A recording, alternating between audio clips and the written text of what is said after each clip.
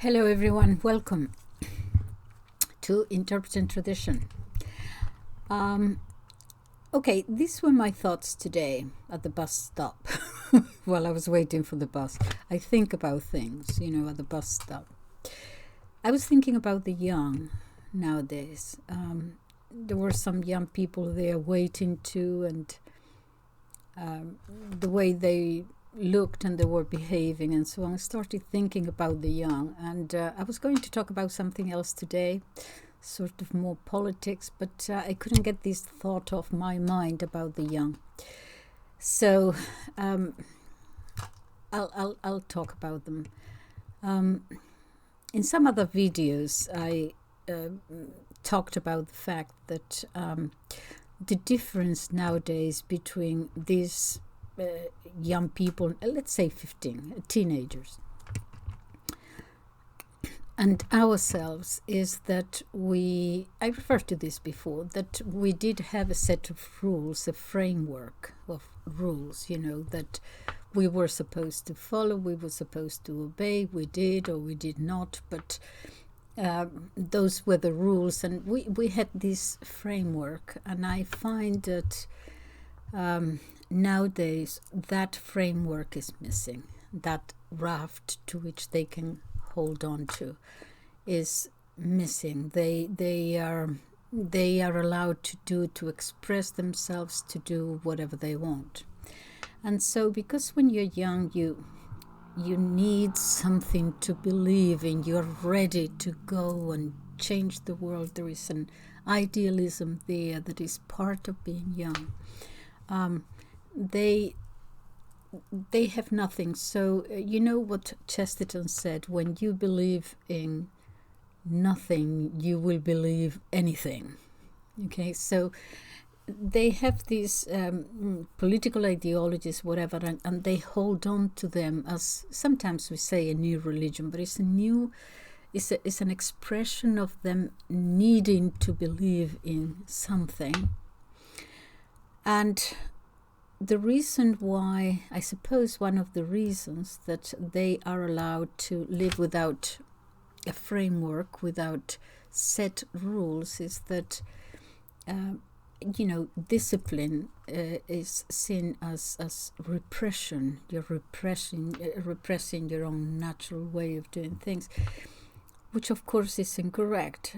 Discipline when you're young, in your formative years, actually teaches you the opposite. It teaches you self-control. In other words, you're going to obey this rule, being here at 11 o'clock, whatever, whether you agree with it or not. You learn that there are things that life, that you're going to encounter things in life that you're not always going to like or agree with. And it teaches you self-control. In other words, is the opposite. Discipline, especially in your formative years, but also is the opposite of oppression or repression. Is actually self-control.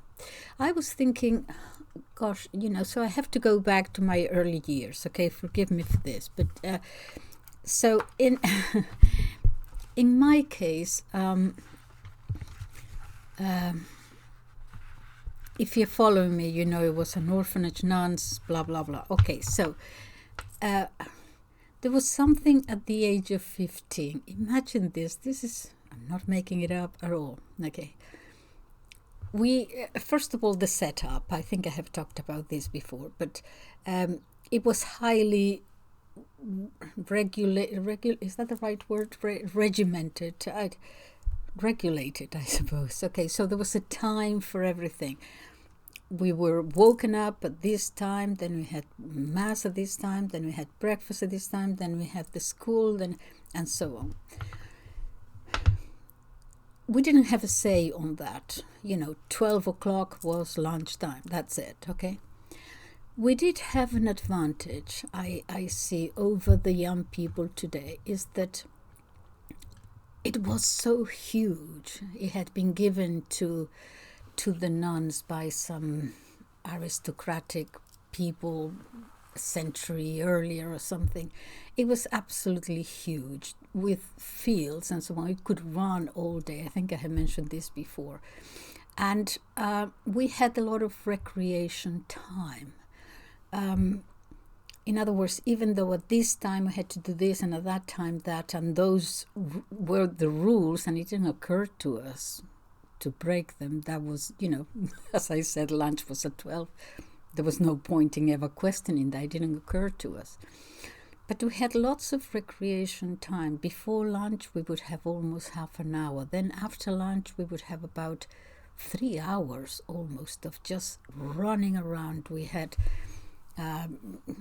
plenty of places where we would play ball, or you could sit down and talk with your friends for a while. There was one nun who taught us embroidery at that time, if you wanted to learn that. I learned cross-stitch. I can still do it now. There was plenty of time to talk to your friends, to do this, then you did something else and so on. Then in the evening before supper, we also had about half an hour, 45 minutes of recreation time. And after dinner, we had at least, I'm not exactly sure, but at least an hour and a half for sure before going to bed. Plenty of time. So in that recreation time, even though our lives were highly regulated, you could express yourself in a certain way, for good and bad. You had to look after yourself. I'll give you an example. One time I climbed up to it was like a spring fountain there, and I don't know why I was barefoot, but anyway, I drank some water there, and then I jumped, and I was barefoot, I don't know why, and a nail I jumped on a nail that went through my foot, and it must have been about 7, something like that, and I couldn't get it out, and I sort of fiddled about a bit with it for a while, and I couldn't get it out, so I limped for a little while, and the other girls were asking me, what's wrong with you? And I said, I have a nail here. But anyway, I fiddled about with it for quite a while until I finally got it out. I didn't think anything of it at the time. I actually shudder now to think about it, because it was an old nail. I'm sure it was rusty. So I was young, I had, tetanus. But the thing was that my point is that it didn't occur to me at the time to cry. You just got a nail on your foot. So deal with it. In other words, we couldn't, in our situation, we couldn't run to mommy crying, I hurt myself. There was no mommy there. So you just learned how to deal with whatever happened yourself. So we grew up in this, in a way, highly regimented instead of in the case of structure, but then pretty much you were there on your own. You had to survive yourself, as it were. Now this led me to. There was one thing that the nuns also taught us. I think that this has influenced my life greatly, and that was that they made it very clear to us. They didn't sugarcoat it in any way whatsoever. They just told us that some of the girls had been abandoned. Some of the girls have not been abandoned, but our parents were very poor and so on. And they said, trying to help us, they said, look, it is not your fault that you are poor. This is some people are born the sons of kings, and others are born the sons of paupers, and don't worry about it. But they said what is going to happen is that in the world, when you leave this institution, it's not going to be as easy for you as it might be for other people. You just have to know that. In other words, you have no money, you have no connections, you have nothing. You will find that doors are closed, shut, locked even. Now, you have to find the way to go around those doors, or in other words, you have to don't think about having a clear vision of what you want to achieve in life, because you may or may not achieve it. Life sometimes goes in, different ways. If you put all your eggs in one basket, you might be disappointed. Now, that depends on your personality. They did explain this to us. It might work for a few of you to have a clear goal and you'll achieve it. For most of you, just be smart enough to see the opportunity when it arises, to seize that opportunity. You're not going to find very many of them. When you see it, go for it, because that is your entry. You will not go through the front door. You will have to, just find your way. This stayed with me actually up to, I think it has influenced my life. By the way, there was one exception to the rules that they had. Okay, so if it was, again, lunchtime, we all had to go, in twos, okay, to lunch and so on. Except, listen to this. If there are any psychologists there, I would like to know what you think of this, because I haven't figured it out myself. But this is what happened. At the age of 15, when we were 15, they would let us get away with practically anything. In other words, if you were late for lunch, let's continue with the example of lunch. You broke the rules, so you would be punished. There was nothing terrible about the punishments. It would be like, well, you have to stay an hour in the classroom or something like that. Or during recreation time, you would have to sit down for half an hour there with the nun supervisor. Things like that. It was nothing major. But to us as young kids, it was a big deal. But it was not in any way cruel or anything. But at the age of 15, you could be late, you could disobey things, you could break rules, and nothing would happen. Not at the age of 14, not at the age of 16, at 15. And we knew that. They didn't tell us that was a rule they had, but we sensed it. We knew that when you were 15, somehow you got away with murder and nothing happened. And we all wanted to be 15 because we felt, when you're 15, you're so grown up, and they let you do things. And so that's the way we understood it. And so we would break the rules on purpose.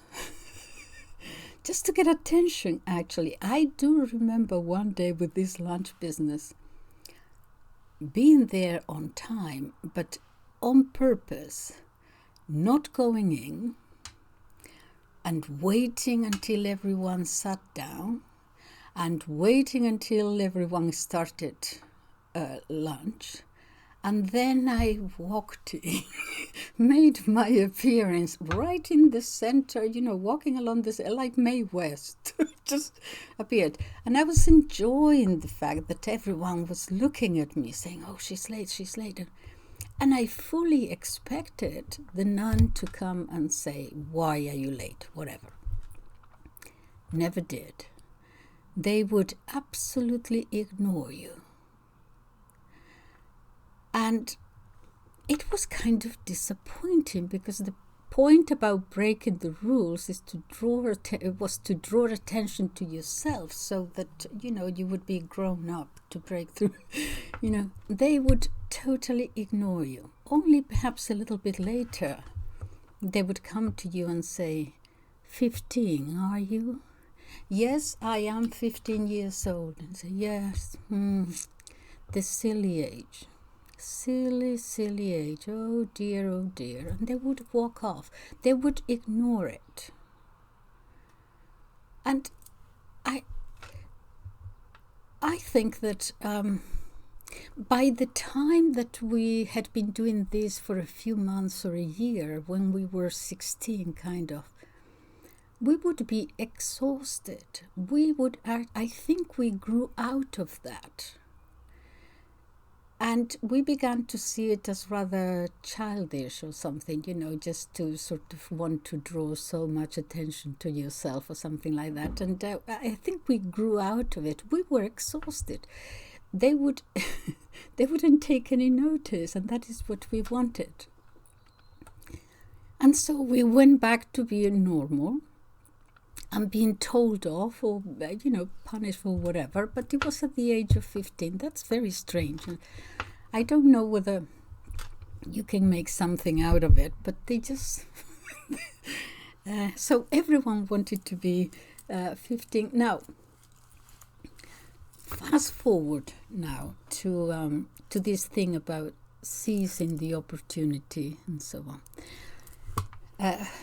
I was now living in London, and one day, this is perhaps 1971, something like that, and there was this magazine that had just come out, Time Out. I think it's still around, but in those days, I don't know, but in those days, it had just started. And it was very lefty, very left-winning kind of magazine. It had a lot of agit-props where, the next demonstration against apartheid in South Africa was, and so on. There were a lot of these things. And one day, I saw a little notice of something that was happening. And it caught my attention because it was written in Spanish.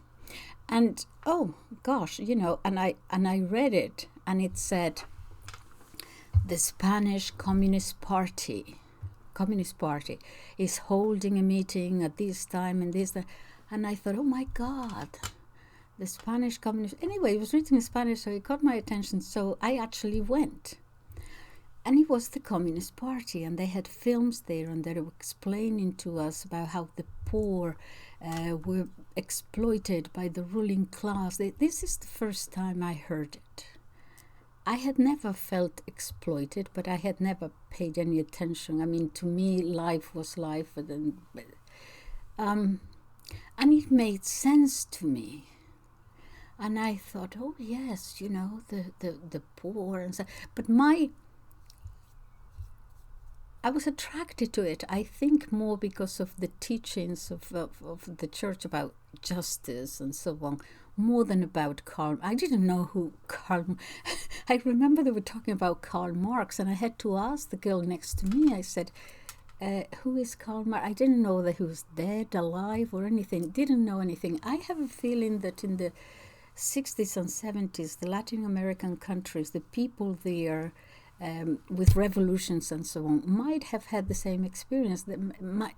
Peasants and so on might not necessarily know who Karl Marx or Lenin was, but it was a sense of justice or something. Anyway, I was very, very much attracted to that. So I continued going to their meetings, and I just wanted to be part of it. It was exciting, and it was cool to be a communist, in the early 70s, and I loved it.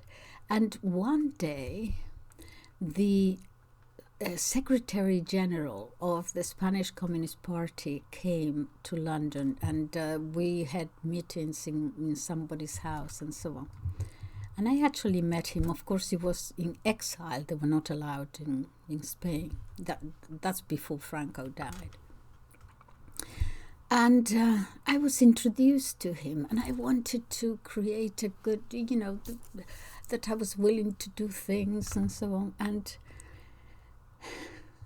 I said to him, what can I do, for the party and so on. And we talked for a long time. And at the end, he said to me, this is what the Secretary General of the Spanish Communist Party said to me when I was 21, 22.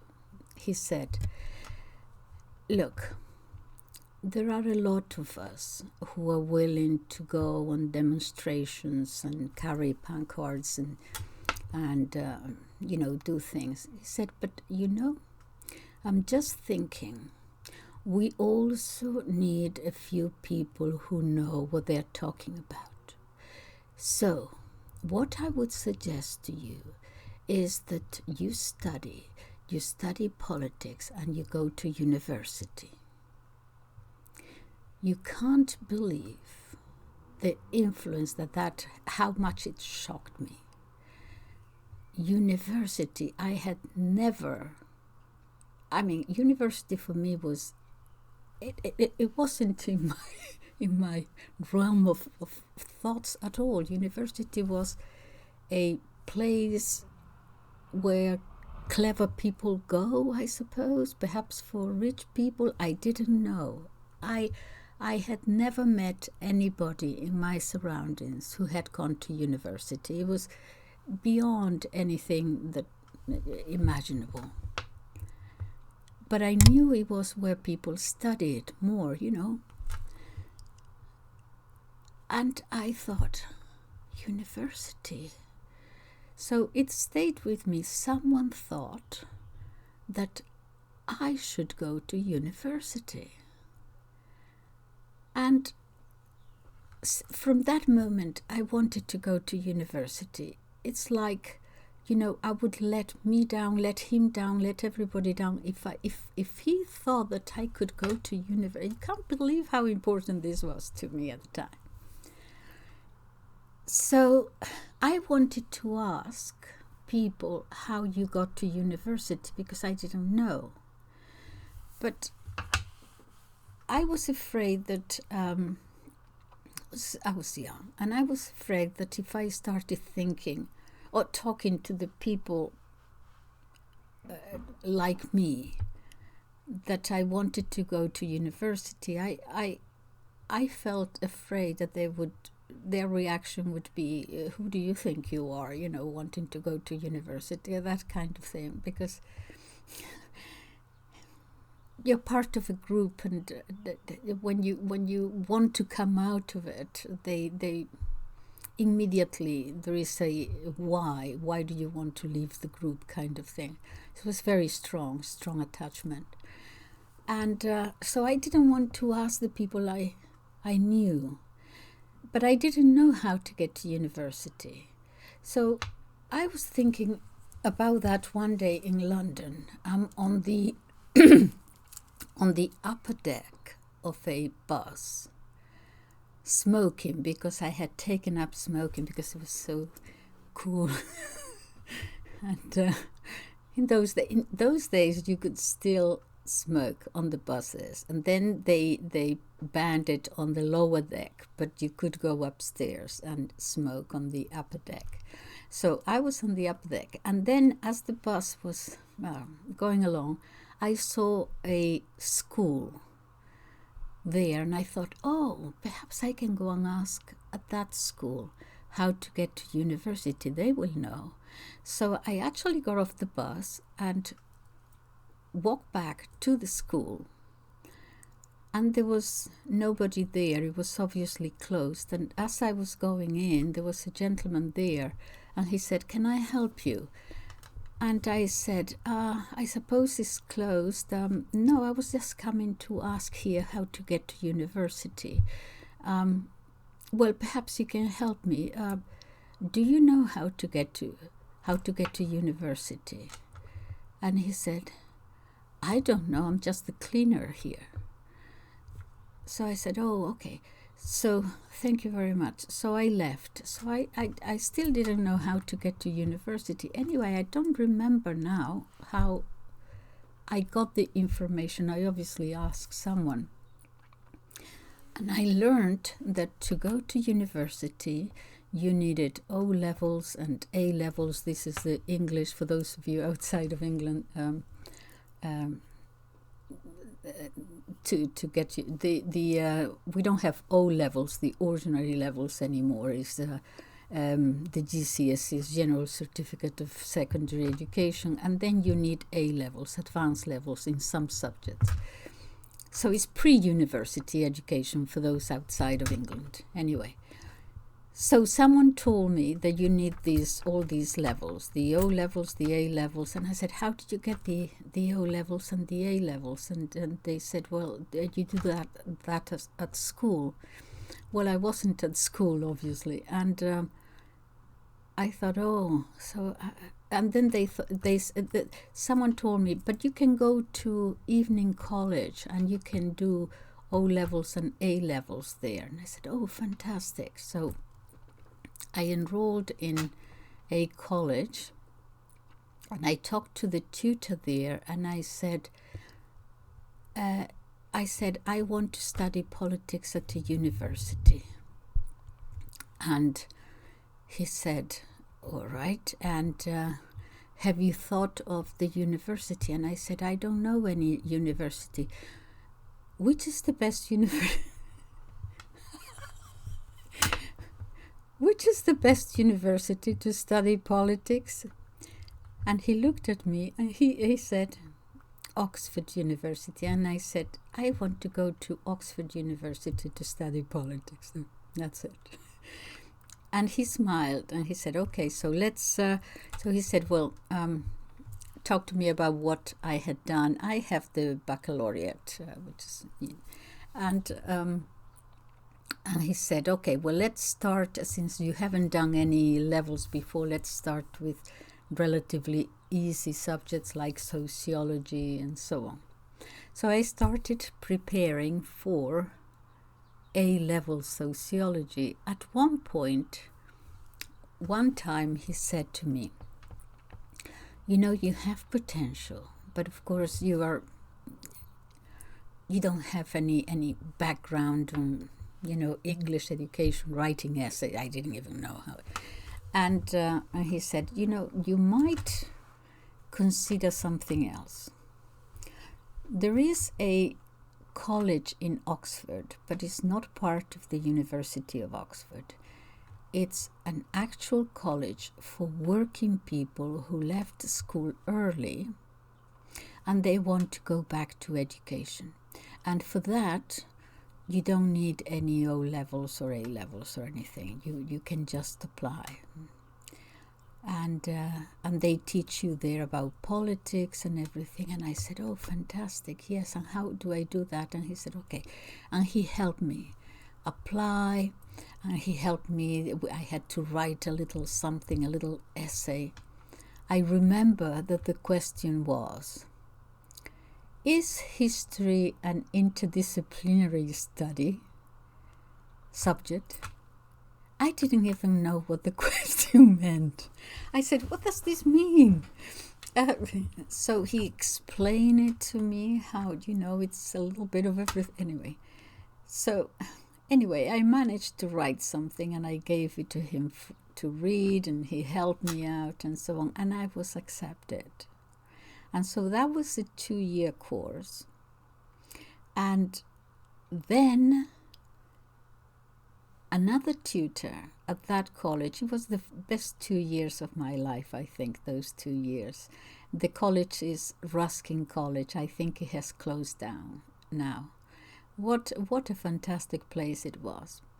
And he helped people like me who had very little education, formal education. One of the tutors there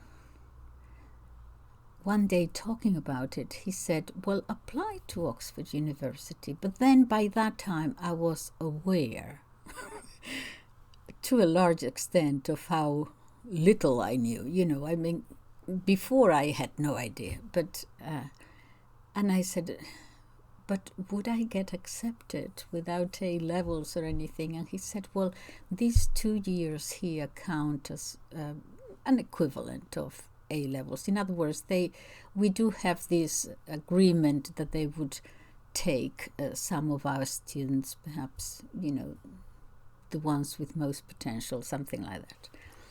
So he urged me to apply, and I did apply, and I gave him as one of the references. He told me many years later that what he said to them was that I was nowhere near ready, but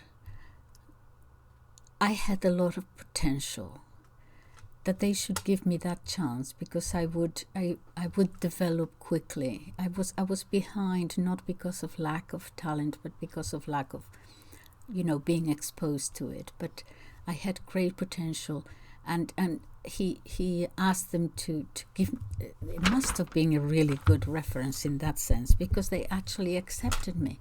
So that is how I got to Oxford University to study philosophy and politics. A little bit through the back door, but I got there anyway. So what I would say to... Why am I talking about this? I wanted to talk about the young. The connection is that, you see, with all the doors closed and with everything against you, perhaps they see it that way. I never saw it as everything against me. I always saw it as, this is me and my situation and my life, and what the nuns had taught me. You will have opportunities will arise, and just be smart enough to get hold of them, to seize the moment. To the young,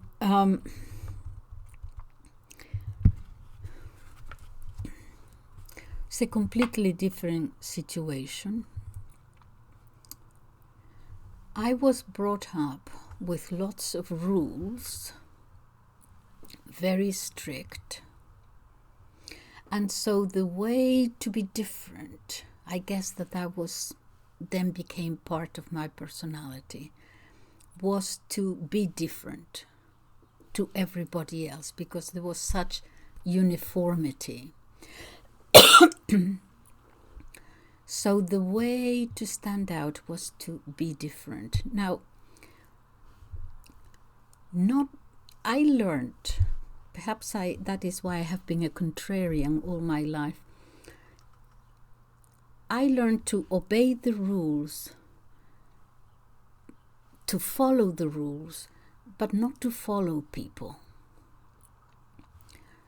Probably because in my background, we were all kind of the same, so you had to be different kind of things. So I have within my personality, whether I want it or not, this thing about following rules but not following people. I never want to. I have an allergy to follow the crowd. I always stand outside. I think I'm more comfortable being always the outsider. Even when I was young and went to the shops and said, oh, this is very fashionable, everyone is wearing this, I would say, oh, if everyone is wearing it, I don't want it. I was amazed during the pandemic of how people just followed. I have my own thoughts about it, but I just couldn't believe it. Now, this is because of the way I grew up. Now, young people, this is what I want to get to. That young people nowadays, because they don't have this framework of rules and discipline, they don't have to be they don't have to stand out by being different. In other words, their problem is completely the opposite. They like to belong. They like to be like everybody else. They like to follow. In other words, the worst thing for them is to be outside the group, that they interpret it as not being popular with it. They need to be part of the group. And that is, if I could talk to young people, I would say, look, be aware of this. The only reason why you want to be part of a group is because you did not perhaps have rules, strict rules that you had to adhere to when you were young. That is why you have this need of being part of a group. My need was completely the opposite, was to be away from the group. Thank you, here I am. Yeah. So I wish I could talk to them, for them to be aware that